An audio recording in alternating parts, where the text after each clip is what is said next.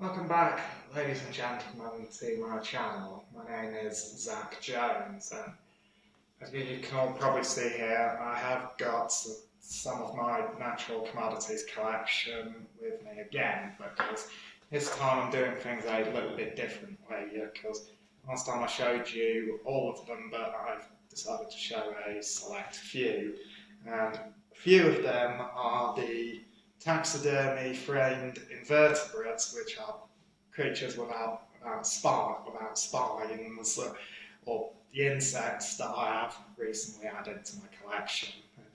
I also have a magnifying glass with me, and also UV lights, because there's a little trick, a little something with scorpions that happens under UV light that I think you'll all like to see. But I'm going to start off with this. It's the skull of a grey wolf, well, a 3D printed replica.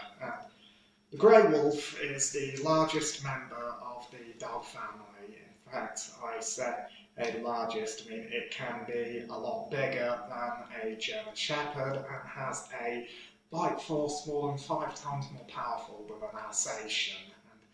I know how powerful an Alsatian or German Shepherd bite is because I was bitten by one when I was little, and I'm not joking, it really hurts. But yeah, this is a wolf skull, and the first thing that always catches my attention about a wolf skull is, of course, the teeth.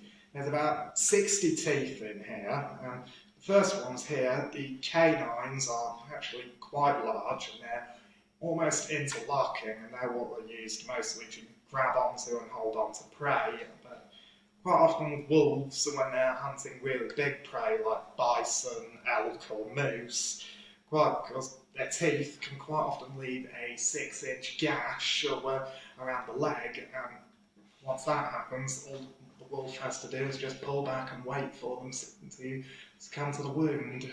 But the teeth around here at the sides are also quite impressive. They're called carnassials, or cheek teeth, and they're very stout with a sharp cutting edge, and they're actually what the wolf uses to bite into bones. Now, if you ever see a dog trying to get stuck into a bone, it will bring it round to the side of its mouth and bite at it, and it doesn't use these teeth at the front because they're just far too brittle to withstand the bone.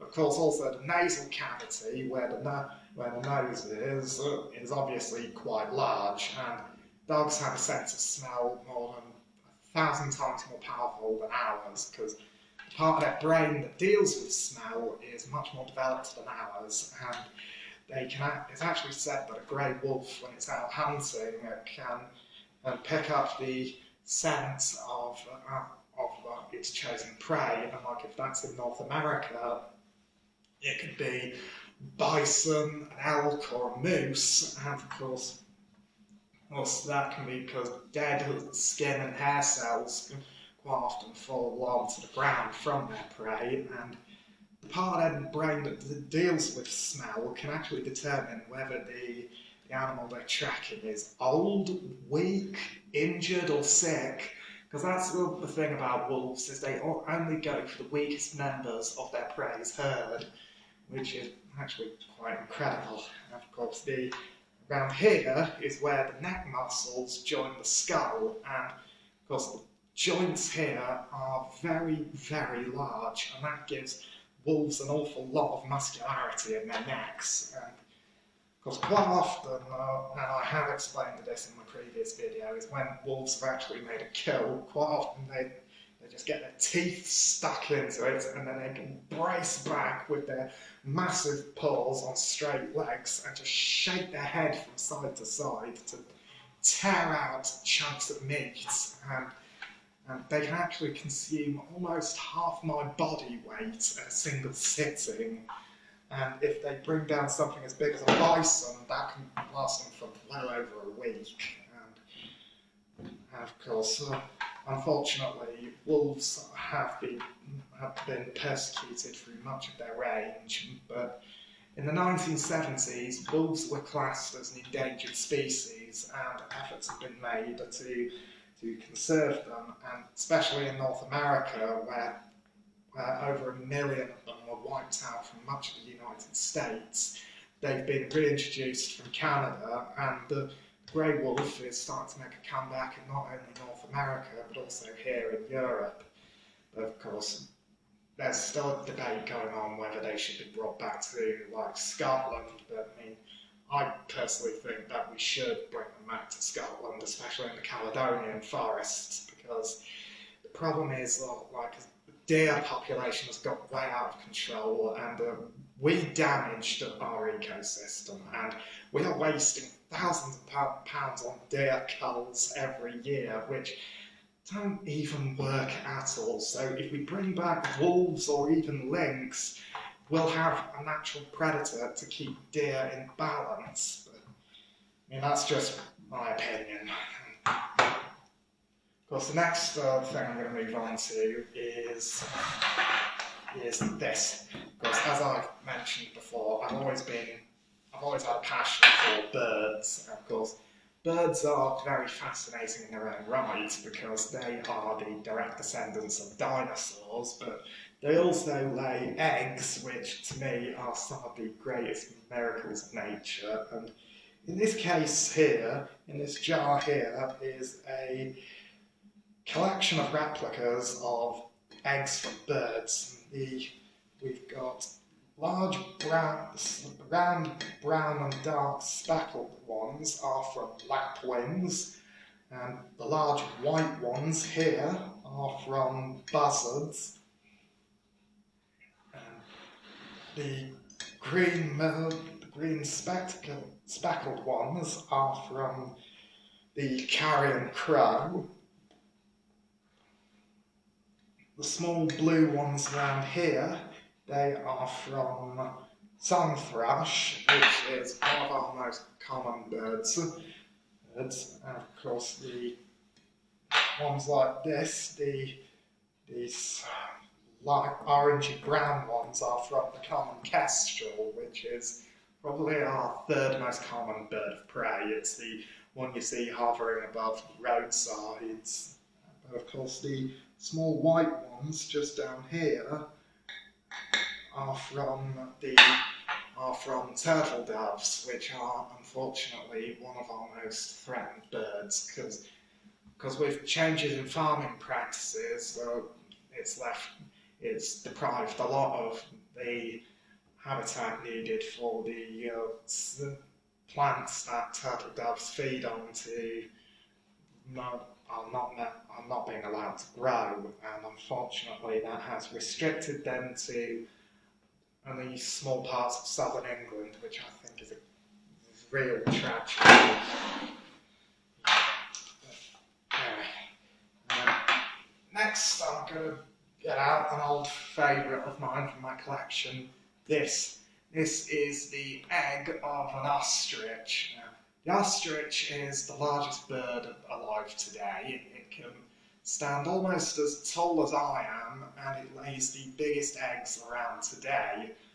Of course, the thing that always gets me about an ostrich egg is just how big it is, but also how thick the eggshell is. I mean, it's almost like rock, but yeah, I mean, the thing with an ostrich egg being so big is the bigger the egg, the more chance that the offspring has of being better developed and has a better chance of survival. But another thing with ostriches is that they lay a large brood of eggs, and quite a lot of the eggs in the perimeter become sacrificial eggs that get eaten by predators because the ostrich can't possibly brood them all. And of course, today this is the largest egg around. And the second one I'm going to show you is another large egg. It's this. It belongs to the emu of Australia. Now, many of you probably know the emu as a cartoon character, I think from Looney Tunes or something, but the emu is actually a real bird, and this is its egg. And the thing that always strikes me about this egg is just the colour. I mean, it is a beautiful, beautiful colour of green, And of course, the thing that always gets me, amazes me, in fact, is that because the emu egg, because it lives out in Australia, it's got to deal with predators like dingoes, as well as monitor lizards, and many predators there who would like to eat an egg, but of course they tend to live out in open grassland, and so the egg can actually blend in with the grass of the nest, which is, to me, quite incredible. Because the size comparison, this is the ostrich egg, and this is the emu egg. Two birds of the same family, but with different sizes and colours of eggs, which is mind-blowing. Now, I'm going to be moving on to the insects that I have recently been collecting, and of course I've only recently developed more of an interest in insects, but scorpions and beetles fascinated me when I was a boy, but of course most recently the newest addition to my collection has been the animal that puts the creep in creepy crawly. It is this, the giant Squalopendra centipede. This is the largest species of centipede found on the planet. It can grow to be well over 30 centimetres in length, which is about as long as my forearm, and it is enormous. And of course, right here at the front of the head, just underneath the antenna, are a pair of legs that have evolved into claws. And they are attached to a venom gland. Of course, the venom inside this animal is very, very powerful. And of course, if I was to get bitten by a Squalopendra centipede, the venom probably wouldn't kill me, only probably, but all it would do is make sure that for the next few days I would be laid up in hospital with nothing in my world apart from pain. I actually met someone who was bitten by one of these, and he said it was like having a burning hot needle stuck into his hand, and the pain spread all the way up his arm, and it just went completely numb, and he was laid up in hospital for days, and not even the maximum dose of morphine could stop the pain.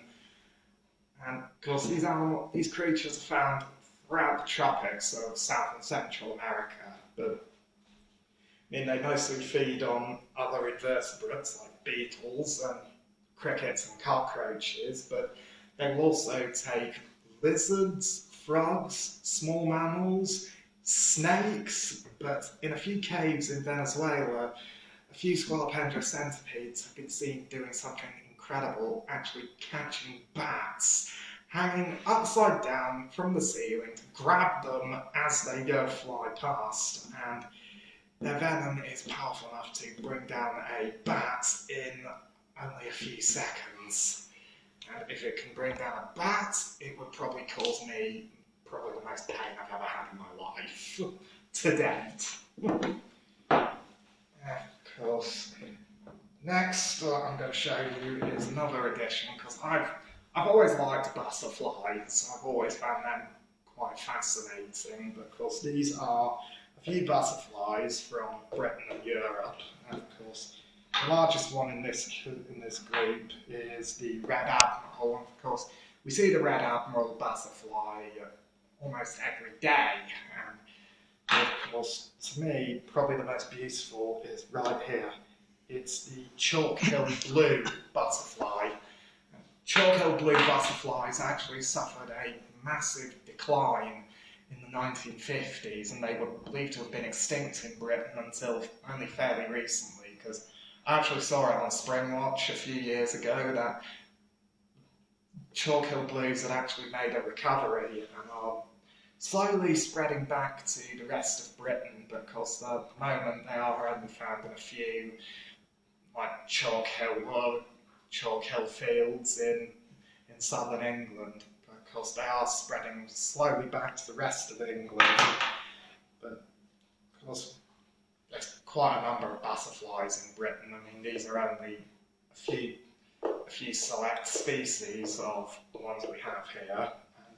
And as I said, I've always found butterflies